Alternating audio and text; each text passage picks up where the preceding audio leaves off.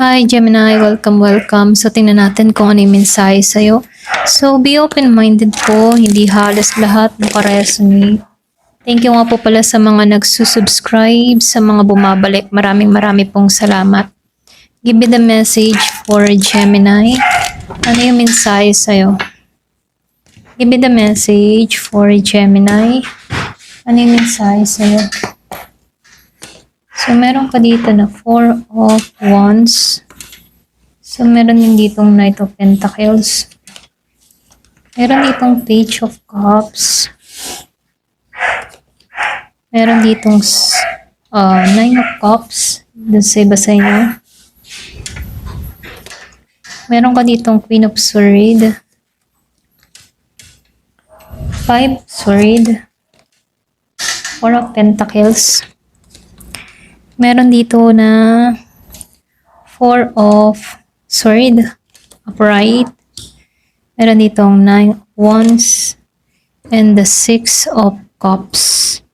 So nakikitaan ko dito, meron dito magtatagpo. Iba sa inyo, no? Kung meron kang ninanais na tao, no? Meron dito akong nakikita ang reunion dun sa iba sa inyo, okay? So dito, no, Gemini, lumalabas dito yung pagbubukas ng bagong yugto dun sa iba sa inyo, no. So ngayong linggong ito, nakikitaan ko dito na unti-unti na ang pag-aayos ng mga bagay na matagal mo nang pinagtsatsagaan, okay? So nakikitaan ko rin dito, marami kang pinagdadaanan, kumakailanman ay marami kang pinagdadaanan about sa stress or pagod, kahit may mga taong nagdudulot ng pagkalito sa'yo. Pero ngayon, nakikitaan ko dito na merong bagong simula kang muling makita ang liwanag, okay? So dito, lumabas ang Four of Wands na nagsasabi na meron ditong celebration, meron ditong stability, maaaring ito'y tungkol sa bahay, pamilya, or relasyon, o isang tagumpay na pinagtatrabahuhan mo ng matagal. Yung iba sa inyo, So dito, nakikitaan ko rin dito, may dahilan ka ngayon ngumiti, okay? At magpasalamat kasi unti-unti mo nang nararamdaman yung mga bunga ng mga pinaghirapan mo, okay? So nakikitaan ko rin dito pagdating naman sa career and finance mo, slow and steady, slow and steady yung peg, okay? So dito, lumabas ang Knight of Pentacles, ay sumisimbolo ng consistency, tiyaga, okay? So dito Gemini, kung minsan gusto mong mabilis lahat, pero sa linggong ito, tinuturuan ka ni Universe na ang tagumpay ay dumarating sa tamang panahon, okay? So dito, maaring may pinaplano kang negosyo, career, or pwede rin may paglipat ng lugar, or financial goal. Sinasabihan ka rito, huwag kang mabahala kung mabahala kung mabagal man ang proseso. Sinasabihan ka dito na tandaan mo na dahan-dahan pero siguradong merong magdadala sa iyo ng long-term stability, okay? So dito, lumabas din yung Four of Pentacles. Paalala rin ito, Bantayan mo yung iyong pera, okay? Maaaring kailangan mong maging mas wais sa paggastos o mag-ipon para sa mas malaking plano sa hinaharap.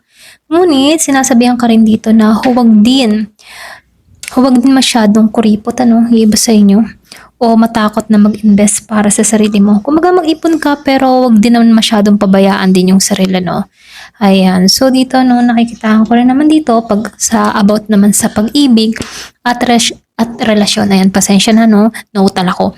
About sa pag-ibig at relasyon, emotional na katapatan at papagaling yung nangyayari sa iba. Pwedeng meron kang pinagdadaanan or pwede rin naghihilom ka dito. So lumabas dito yung Nine of Cups. Napakagandang kombinasyon na to, Kung single ka, may posibilidad na merong bagong simula na mangyari sa'yo, okay?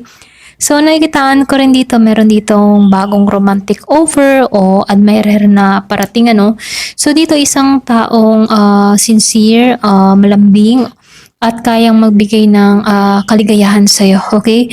Kung ikaw naman ay nasa relasyon, nakikitaan ko rin dito na simbolo ito ng paglalambing, pagpapatawad, at satisfaction, okay? Maaring yung iba sa inyo may bonding moment or pag-uusap or sorpresa mula sa iyong partner na magpapaalala kung bakit, yung kumbaga nagpapaalala to kung bakit mo siya minamahal, okay? Or pwede rin sabihin na ito yung nagpapaalala na yung paglalambingan ng bawat isa, okay? So dito, no, sinasabihan ka dito, wag mong kalimutan, okay? Pero wag mong kalimutan na may Five of Swords dito, okay? Lumabas yung Five of Swords, okay? So dito sa Five of Swords at Queen of Swords, so lumabas ang Five of Swords and Queen of Swords, no?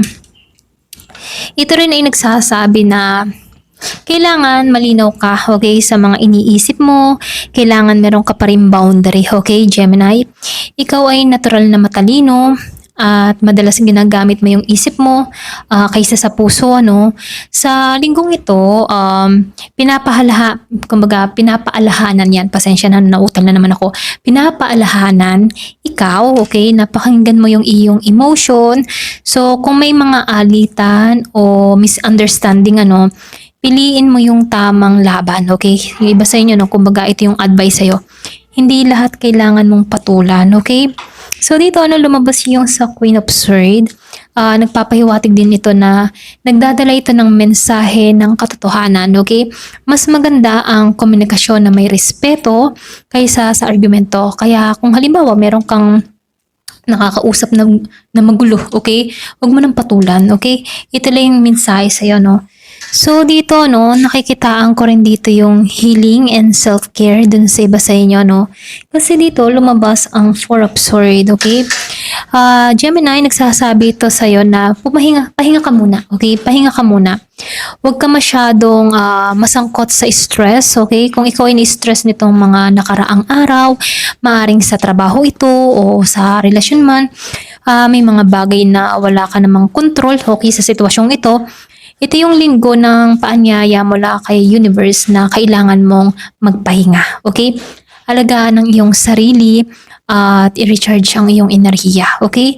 So dito, no, lumabas ang Nine of Wands. Nagsasabi ito na konti lang naman, Gemini, okay? Pagod ka. Ayan, kumbaga yung iba sa inyo, pagod ka na. Oo, pagod ka na talaga, okay? Pero hindi ka talunan, okay? Ito yung nakikita ko. Pagod ka pero hindi ka talunan, okay? Nasa dulo ka ng isang mahirap na cycle, yung iba sa inyo, at kailangan mo lang ng konting lakas ng loob, okay? Para tuluyang matapos ito, okay? Kung meron ka mga pagsubok na kinakaharap, ito na yung time para magtiyaga, okay? Or magtiwala sa sarili.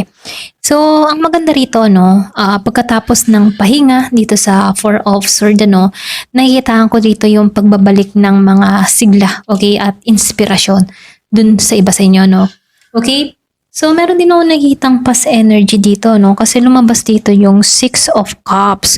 So, kung meron kang mga meron kang past lover, ex-lover, or ex-friend, ganyan. So, ito yung sumisimbolo ng nostalgia, eh. Okay? Nostalgia. Yung matibong pagninilay-nilay, paggunita, emotional connection.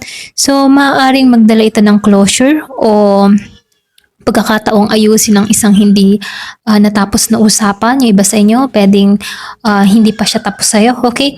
So, meron ditong paalala, ano, kung ito'y mula sa nakaraan, minsan, kumaga kung ito'y mula sa nakaraan na nakasakit sa'yo, okay? Gamitin mo yung wisdom mo ng Queen of Swords, yung talino mo dito sa Queen of Swords, ano? So dito, alamin kung karapat-dapat ba itong bigyan ng espasyo o hindi, okay? Kumaga binibigyan ka lang dito ng konting babala, okay? So dito, no, sa outcome ng mensaheng ito, meron ditong wish fulfillment and emotional maturity, okay? Kumbaga, nakikita ko dito sa Nine of Cups, meron ka ditong wish card to, eh. Kumbaga, sumisimbolo din to ng wish card na kilala bilang pagtupad ng mga pangarap, okay? So, dito Gemini, ano man ang matagal mong ipinagdadasal o pinaghihirapan, ano, may posibilidad na matupad ito ngayong linggo o sa mga darating pang araw, okay? Ito man ay promotion, kapatawaran o bagong simula sa puso mo, lahat ay magbubunga ng saya at kapanatagan, okay? Yung iba sa inyo, no? So dito, lumabas naman din yung King of Cups dito na nangangahulugan din dito na ito yung energy mo na nararamdaman mo sa huling bahagi ng reading na to, okay? So nakikita ko rin dito na ito yung tungkol sa pag-ibig kundi sa mastery ng iyong nararamdaman, okay? So matapos ng lahat ng iyong mga pinagdadaanan, stress, pagod, at minsan pagkalito, natutunan mong balansehin ang lahat, okay? Ayan, ito na yung mensahe sa'yo. Thank you for watching. Love and peace.